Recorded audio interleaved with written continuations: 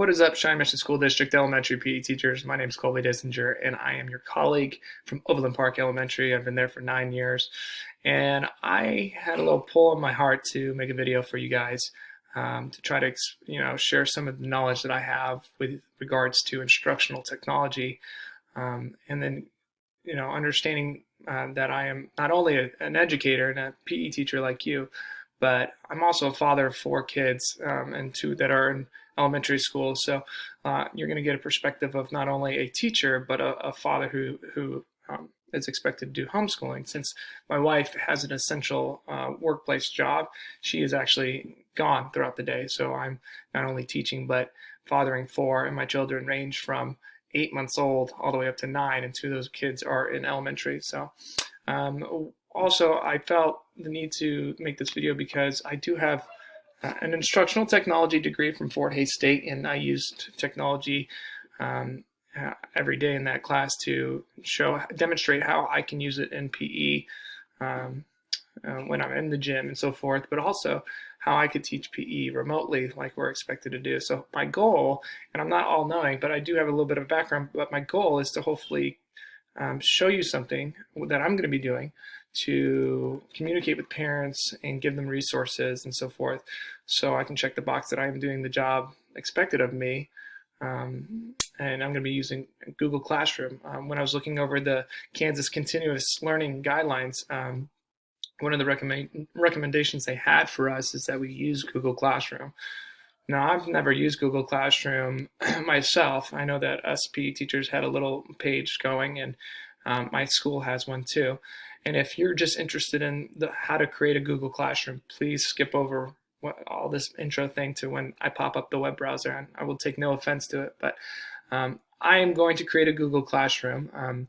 Now, my background at Fort Hays State, is we were using Google Communities. Now, unfortunately, we're not allowed to use that in Cheyenne Mission. It is blocked. The district blocked it because it's viewed as social networking. I was in touch with the tech department over spring break trying to unlock that. I got denied, and I not only got denied, the Google trainer for the district got denied. So I can't really wrap my mind around that, why they would do that, but they did. And so we got to find alternate ways to teach these kids, and the Google Classroom will work out just fine. I hopped on it this morning. I've been playing with it, and I really feel confident that this is a good resource for you and for me.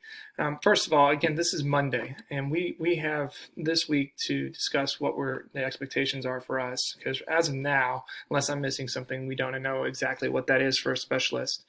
But I kind of I'm going to ballpark what I think it's going to be. So, and hopefully I can get us basically ready in case, here's the expectation, we got something in place to show our principals and our parents and our general ed teachers and so forth.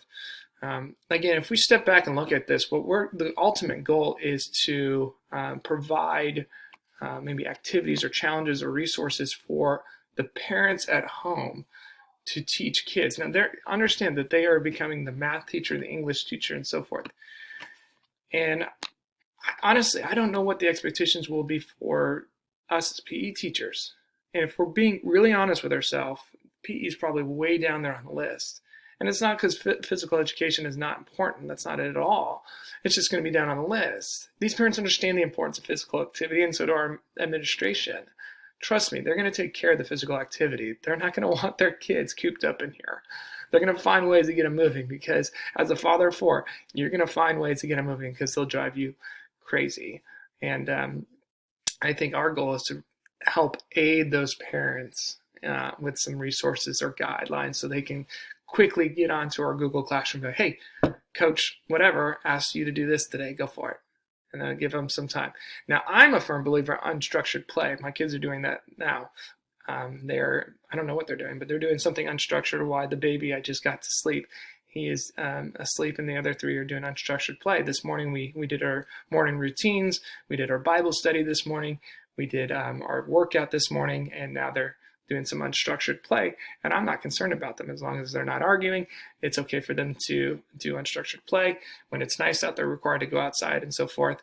But then I also might give them a task later. Maybe I'll have them follow my PE test here. But anyways, that's a little bit of background on that, and understanding that we don't know exactly what they're wanting, but we can kind of ballpark what we can do for the parents. So let me teach you guys how to do Google Classroom, because I really think this will be an easy way for you guys to communicate with your community, your school community. So first thing you're going to do is open Google Chrome, and here is a Google Classroom. I'll just open up a brand new tab here, and what you're going to do is just type in Google Classroom and open it up. One important thing is up here in the upper right corner, you are going to want to be logged into your Shawnee Mission School District Google account. I have a couple Google accounts, a personal one, a Shawnee Mission one, and then one from when I was a student at Fort Hays State, because we did everything on Google. You can see that I started one right here, and I have no students. I haven't sent this out at all. These are the ones that you guys created in years past, and here's one that we've had for our school. But the first thing you're going to do to start your own Google Classroom for PE is you are going to press this plus sign that says create and join. And again, please pause this video or message me at any time, and I can walk you through this. We're going to click on create a class and type in the name of the class. I'm going to do this one for you, Betsy, because you called me. So we're going to do Crestview PE, and then you can fill in subject and room and all that kind of stuff. Maybe have fun with it. I think for my room, I put the Dissinger Sporting Complex or something silly. And then press create. It takes a little bit to load it up. And there you go. The first thing that I would do, again, this is really easy, guys. You're going to either select the theme. They give you options of different backgrounds that you can do, personalize it. For me, I uploaded a photo. Maybe you have a photo from your iPad or something that of your kids playing, doing a parachute activity or so forth. This is one of my favorite photos that I use, and it's actually in mine. It's a picture of my students putting their hands together because they were really proud of themselves after running the mile. And so this kind of tells a story about what my expectations are for my students, and teamwork and communicating, and just working together and being proud of each other for pushing themselves. And then you're going to press select the class theme, and it will change up here. There you go. This class code is what you'll eventually pass out to your teachers. This is how the students are going to access this classroom. So maybe in a school-wide email, you can send this code out. A lot of your teachers already use Google Classroom, especially the older ones. Okay, I know that a lot of the younger ones use Seesaw, but a lot of the older ones use Google Classroom, so they'll know exactly what to do with this. Another way to invite people is to click people, and you can add teachers, and then I'd leave it up to them to invite their students. So I would invite teachers personally, and that's what I plan on doing. And let them invite all their students onto it. I know also that my school district has my school has a Facebook page, so I'm going to make an announcement about this through that. So again, you are basically all set up. So what you're going to do is, like, maybe the expectation for us is that we share 1 or 2 resources a week. I don't know. I'm just ballparking this because realistically, on an ABCD schedule, we see a class once, the older kids, for me at least, like basically once a week, unless I saw them on Monday, then I would see them again on Friday and so forth. So what I'm going to do is, once I understand the expectation from my principal, I will come up with a little activity. So one that I already have in mind is that you're going to just click here where it says share something with your class, and I'm going to have an email. Here we go.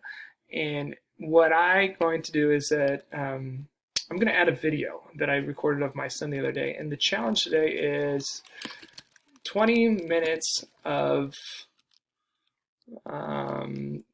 a skill from a sport or activity that you enjoy. Keeping it super simple for the mom and dad, because the mom and dad are going to be reading this, and then you're going to add something. I'm going to add an example, and I'm going to pull this. Here's a YouTube video that I created of my son swinging a golf club in our garage, and we're going to attach that video. I just copied and pasted. That's all I did. Again, if you have questions on how to do that or how to make a YouTube video, please contact me. So the challenge is 20 minutes of a skill from a sport or activity you enjoy. Feel free to share photos or videos. And that's why I really wanted Google Communities, because you could really have a fun thread of kids sharing ideas. Now, this is just a simple one. You could do something like, I took a photo of my kids doing the workout. I could post the photo of the workout, and I could provide the link of the YouTube video, the superhero workout video that they were doing. You could have maybe some of the parents have Map My Run app on their phone, and they can take a walk together, and they can take a screenshot and post that screenshot of their walk on there. And their challenge today could be, take a walk. If you have Map My Run, please share with us how far you went and so forth. But anyways, those are just some ideas, and hopefully we can get on WebEx and we can brainstorm ideas. But anyway, I'm just going to head and click post. Okay, you can schedule the post or you can save the draft. I'm just going to go ahead and post this. I'm not going to be doing any classwork or assignments. We are not required to do any sort of grading and so forth. Again, I think the goal for us is to provide resources to ease the stress levels of these parents.